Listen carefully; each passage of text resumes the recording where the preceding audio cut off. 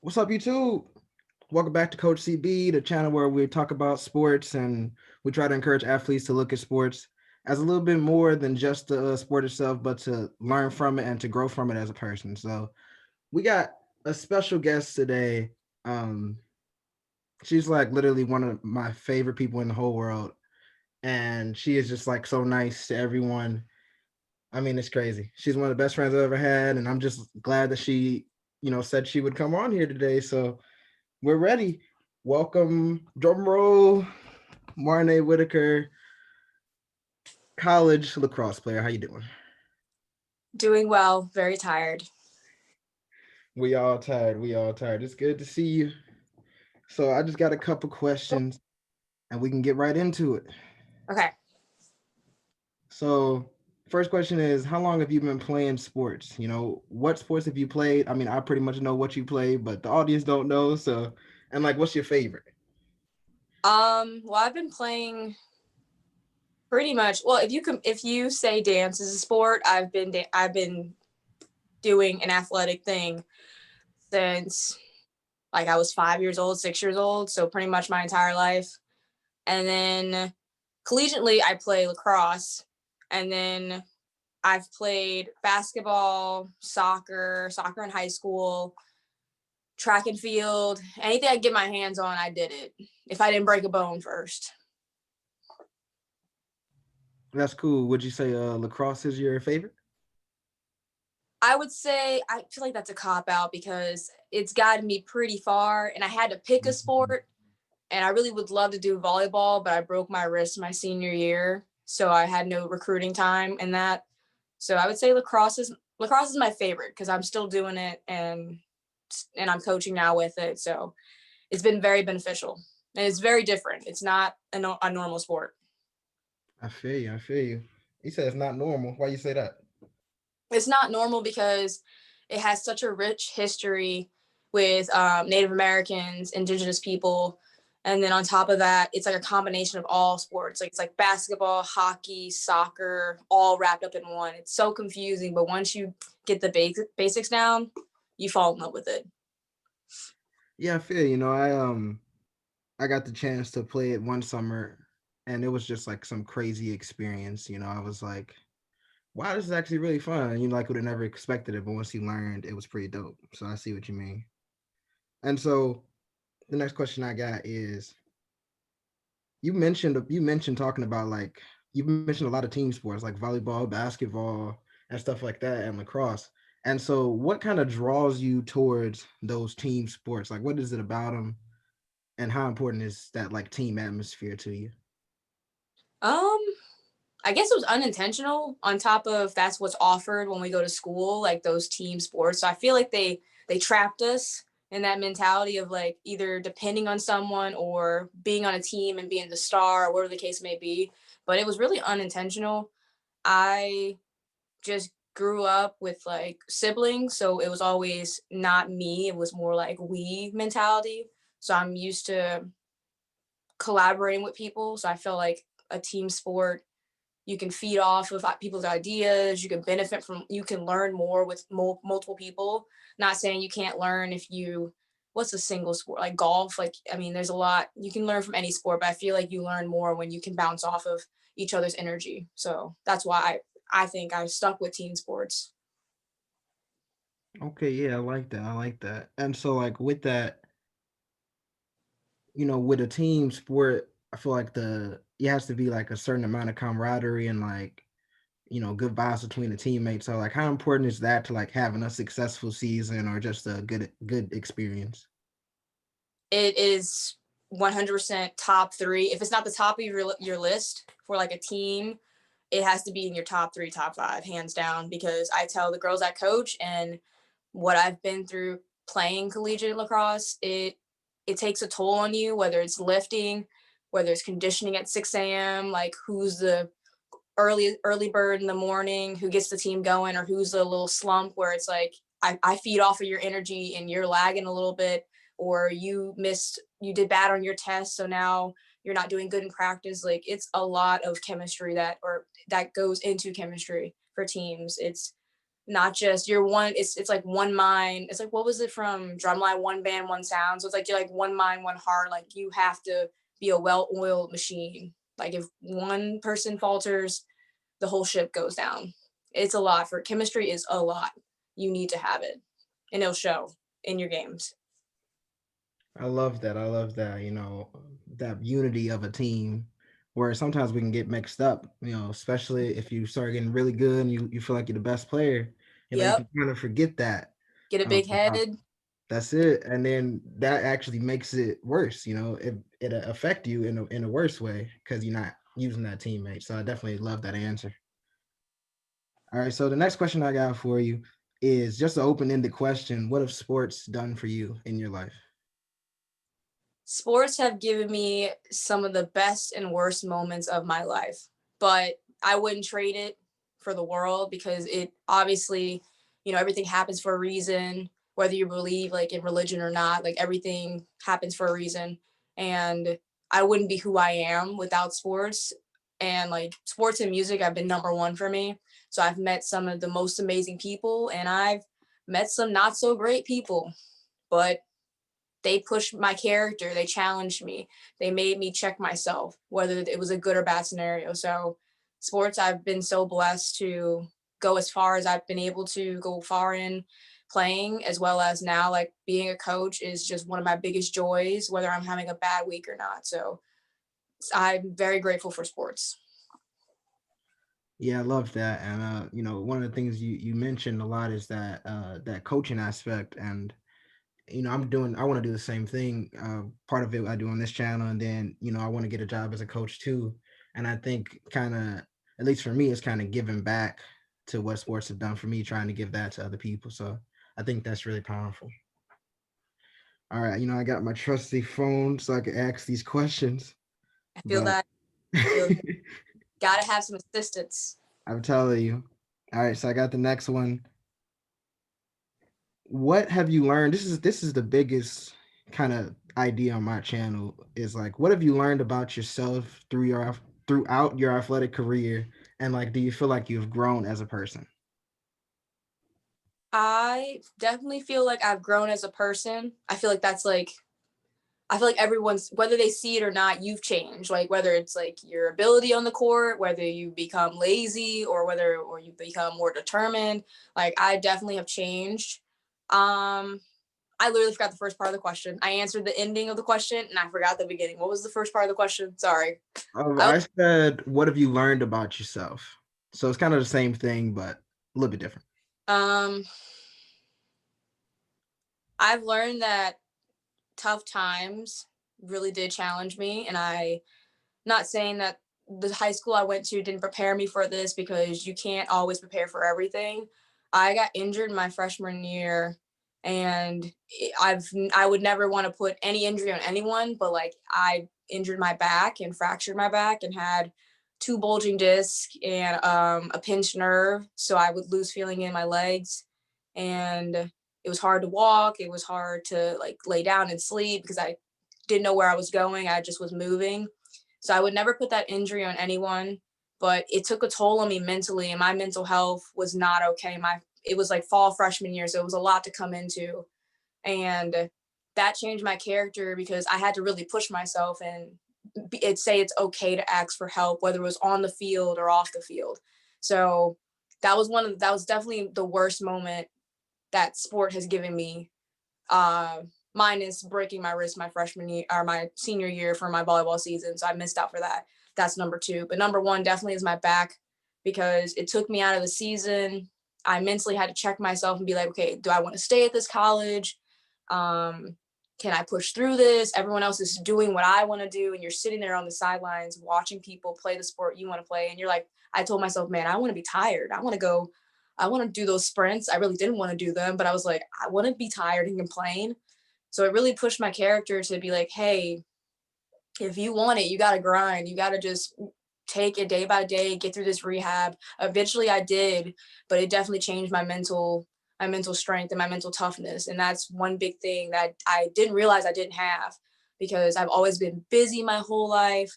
So I wasn't able to be challenged in a way because I was always challenging myself. So when I felt like my body gave up on me, I was like, we've been working for this. What are you doing? And then I had to reel it back and say, hey, it's gonna happen. Injuries happen.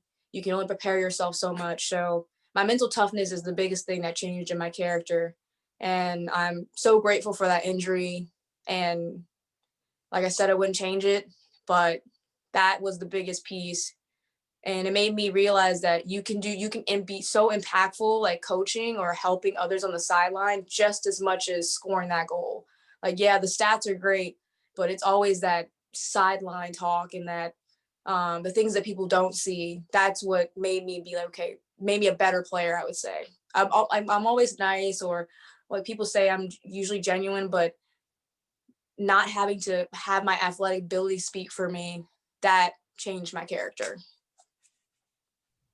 Yeah, I love that. That was such a powerful answer. So much to think about. So much in one sandwich. But yeah, that reminds me of what I do on my other channel, which inspires people to kind of chase their dreams and to understand that it's a process and that it can be challenging. And so, hearing you talk about how you had to deal with that, but then how you overcome your challenge and come out with it a better person and even, better at the sport because you kind of understand it from a different way. I Mhm. think that's just huge and a huge lesson for people to learn is that, failure or challenges or like injuries, stuff like that, it might seem bad at first, but if we can learn from it and grow from it, it can really help us out so much. So I just want to thank you so Yeah, much for sharing that story. of course, it's gotta be said. Don't like talking about it, but it might help somebody. I'm telling you, that's the whole goal of the channel, So I appreciate you coming on here. And so now I have another question. And no, actually, we're going to segue into the life is dope section, the section where we appreciate the little things in life because sometimes we don't do that enough. And so the first question I got for you is if you had to wait in a super long line for like 5 hours, what would you Mhm. wait for? What would you be willing to wait for? Well, that is a trick question because I am pretty patient. I will be on hold on the phone for over an hour and the person will not realize I'm still there and I'm like, "Oh yeah, like no, I'm calling with the intention that just in case something goes wrong, I have this window in my head where I'm like, all right, I'm gonna wait." Hmm. So it's a trick question. I'll wait for anything. I won't wait like a day. Like my limit is probably 12 hours because I can easily distract myself, read a book. I know life happens, so something might be out of stock, someone might be busy, might be a car accident or something. Like I'm pretty nonchalant, so I'll wait for anything. It could be food, it could be the light to turn green and it broke, and I'm sitting there like, yeah, I'm gonna just wait for 5 hours, and everyone else is like, no, you can go past. I'm like, oh, okay. Well, I mean, I'm in no Huh. rush. Now, if I'm in a rush, that's a different story. But normally, I try to set myself up for not those stressful scenarios. I feel you. I'd never heard anybody answer like that before. You got That me on that question, but yeah.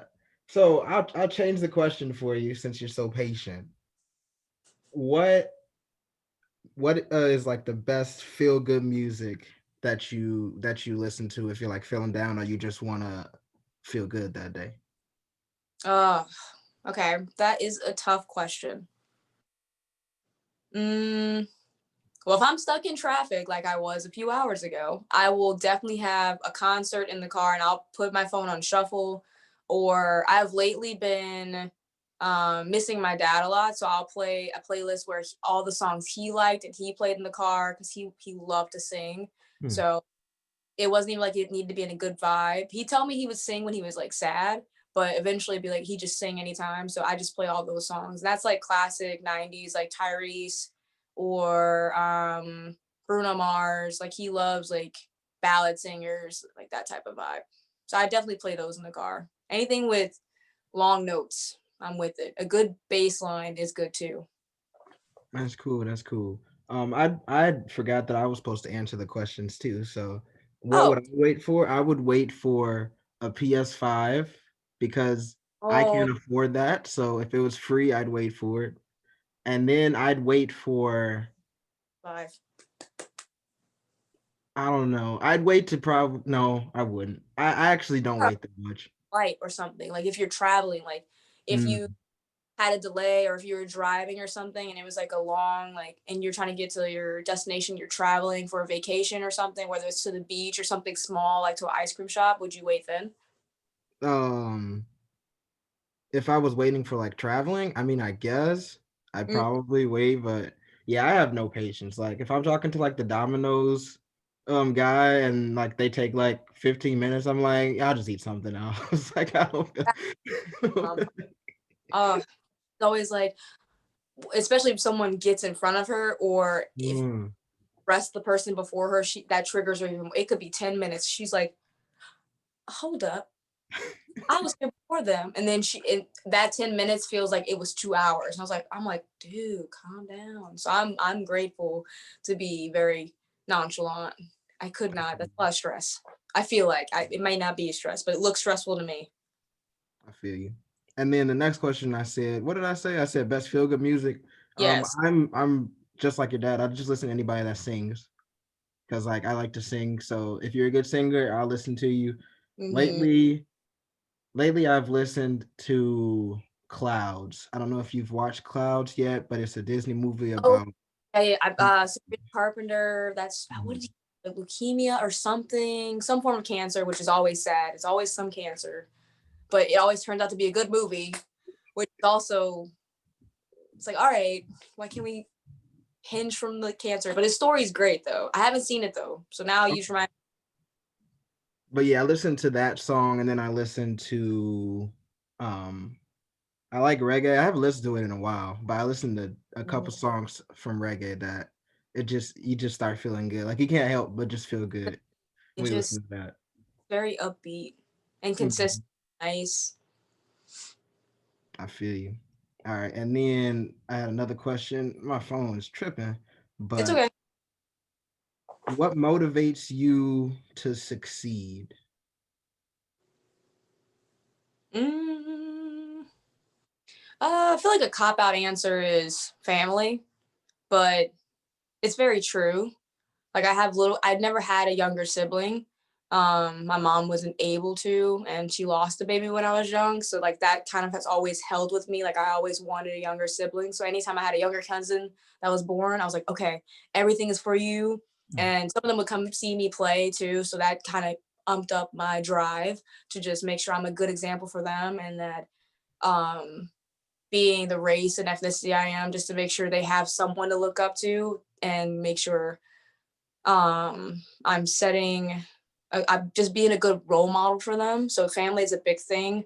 But now like I'm gonna keep talking about it. Like, but I just coaching has just been just a huge blessing to me. And like I've been coaching since as long as I've been playing lacrosse, but it's been hitting home a lot more for me. So now I do everything for them as well. Like when I talk to the parents and I let them know how I'm doing, they're like, the girls look up to you. And it's like, I want to make sure I am being a good example for not just the sport, but just life in general, that they not aspire to be me, but see something that I'm doing. It's like, okay, well, let me do that because it seems like it's working for her and it's a good thing type vibe. So definitely my family members and my little ones that I coach. Okay, yeah, that's it right there. You talked about being an inspiration to others, and that really helps you, because if you know somebody's watching what you're doing, and you know somebody's Yeah. looking for you to do good, then you want to do good, especially if it's somebody that you love. So You check I yourself. definitely like that. Yeah, definitely. I remember if I had a basketball game and I knew my people were coming, it was a whole different story. Different When vibe. it's like they're not coming, so I'm chilling. It's got to be good. You're like, I got to do everything right. I don't want to hear any talk at the table when I get home or anything at the lunch table the next day. Like, I want to hear all that good affirmation. I love that. I remember my best game. It was a great day because we beat Metro, which is the rivals. And then I shot All like 5 of 5 with my whole family there. Like, and I didn't know they were coming. And it was like my mom, my grandma, my little cousins, everybody was there. And that was a great day, and it just makes you feel good and gives you that motivation to succeed. So I love that. I All didn't know. right. Good. You said I didn't what? know they were there. Yeah, they were all there. I did not know at all and I was like so shocked when they were after the game, and because like when you're playing a sport and your Yeah. people they say that they're cheering you on, but you don't hear them because you're focused on or maybe that's just me, but like I don't hear anybody cheering me on at all. Unless it's my mom or if there's a Mm. break in the game and like she's just Yeah. the person that, yeah, I can hear that. But if it's like a breakaway shot or it's a lot of back and forth up and down the court or the field, I'm Mhm. like, I'm sorry, I was zoning you out. I was just trying to assist teammates, but thank you for coming. Yeah, I feel you. All right, so that was actually one of my favorite Life is Dope sections. So thank you for that. I got to reminisce a bit. And Little so the next question, I only have one question left. And what? That was fast. I know, right? My podcast episode channel episodes aren't that long. They're like 30 minutes, 20 minutes. No But way. 30 minutes. It's only been like 10. No way. oh, see, I forgot the darn term. But if you're having fun, if you're enjoying yourself, Oh time yeah, goes by I'm fast. Jeez. Last question. Sorry. All right, so how does it feel? Because like me, I play tennis, and I get asked a lot, like, how does it feel being a black player playing tennis? Because there aren't a lot of black players, and so like with lacrosse, do you kind of feel that same way, or like, how do you feel about that? As there are not a lot of black college, lacrosse players. Like, how does that make you feel? Does it make you change your perspective on life or anything like that? Um, well, it's just a rocky road for us. Hmm. Like, just um, it's hard. It's mentally hard. It's something that it's like we shouldn't have to worry about that. I should just worry about if I train the right way. I like worry about my athletic ability or like what I do in the classroom, but don't do it to or don't compare me um saying that oh she should be the fastest. That was one of the biggest things that I thought about when I went to my college. Like it was always in the back of my head and it kind of it doesn't hold you back like as much, but it also it can drive you, but if you don't complete the goal, it's a little nerve-wracking and annoying. So it kind of diminished my character a little bit because I was so worried about I was the only black girl on the team at the time.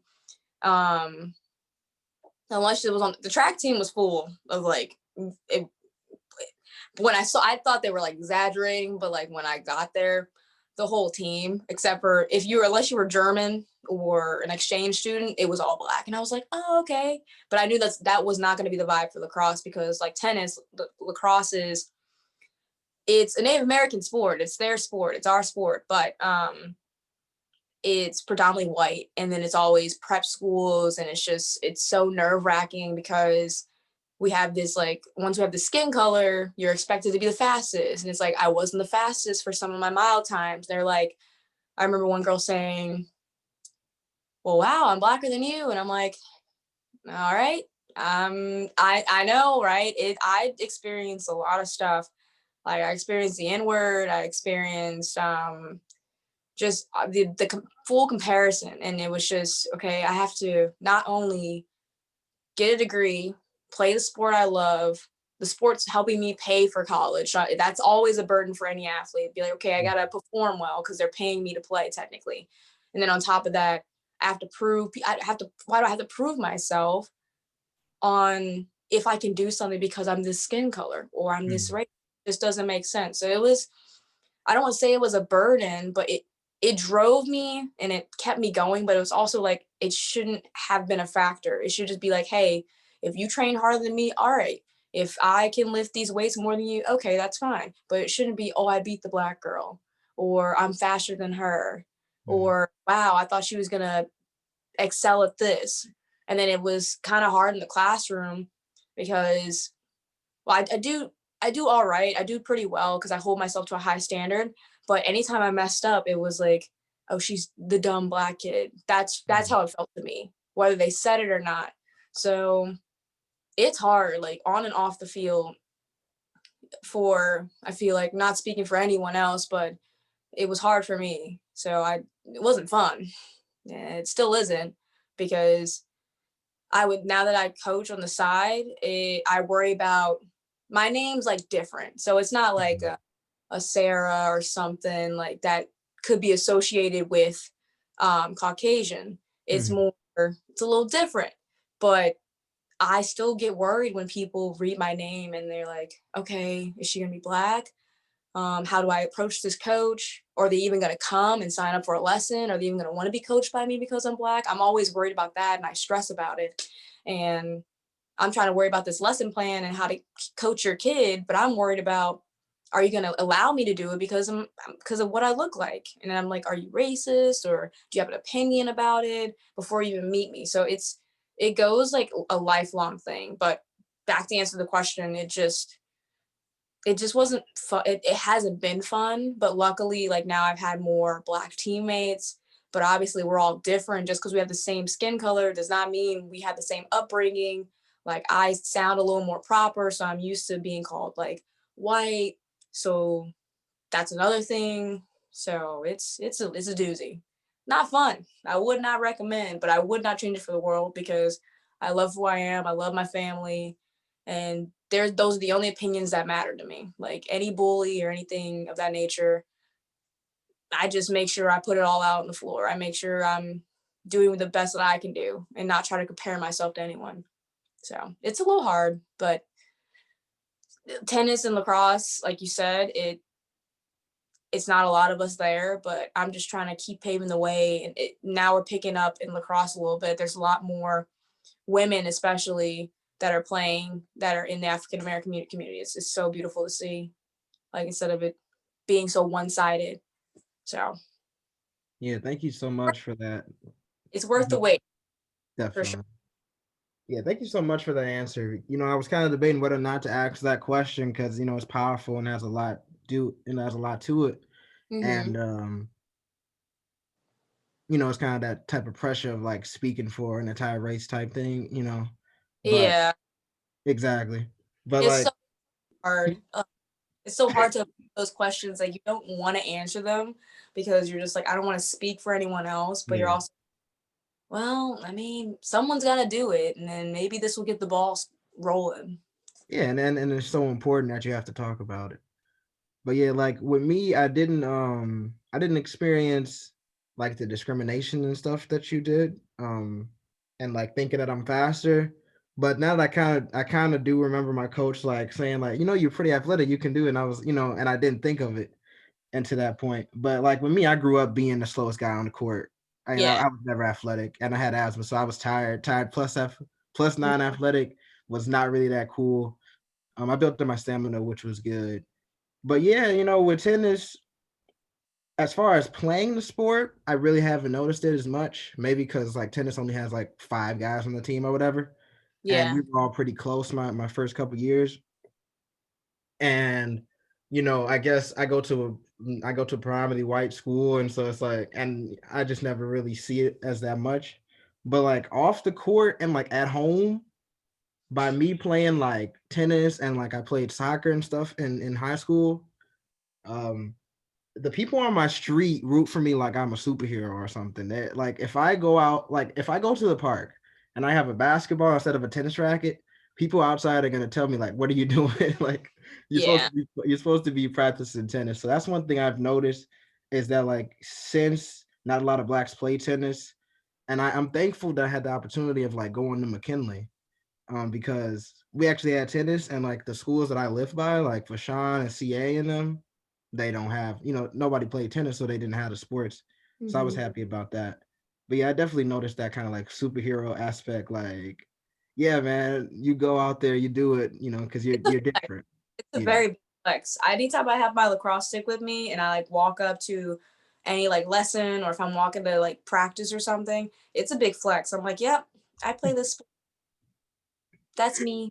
This is actually my stick. This isn't a prop. I string it myself. Like that's Mhm. Yeah, so that's it's a crazy. I'll tell you one story. I was walking to the park one day with my sister because she played tennis her senior year, maybe just her senior year, maybe her mm, junior year too.